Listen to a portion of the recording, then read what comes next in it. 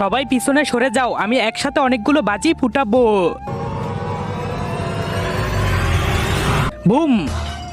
আরে সালা, তুই কি পাগল হয়ে গেছিস নাকি? আরে কি বাচ্চাদের মতো ছোটখাটো বাজি ফুটাচ্ছিস? এই দেখ, আরে এটা আবার কি ধরনের বাজি? এটা ফুটলে এর ধোঁয়ার মধ্যে আমার ছবি দেখা যাবে। ধোঁয়ার মধ্যে ছবি? চল দেখাচ্ছি, চল চল ভাই, বাজি ফুটা। আমি বাজি ফুটাবো না। কিন্তু কেন? কারণ এটা কোনো সাধারণ বাজি না, এটা কিনতে আমার 10,000 টাকা খরচ হয়েছে। এটা ফারতে দেখতে হলে তোমাদের আমাকে টাকা দিতে হবে। টাকা দাও। চল এখন বাজি ফুটা। হ্যাঁ হ্যাঁ।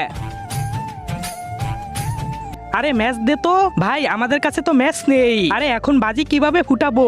ভাই এই নে পাথর, এটা ঘষে ঘষে বাজি ফুটিয়ে নে।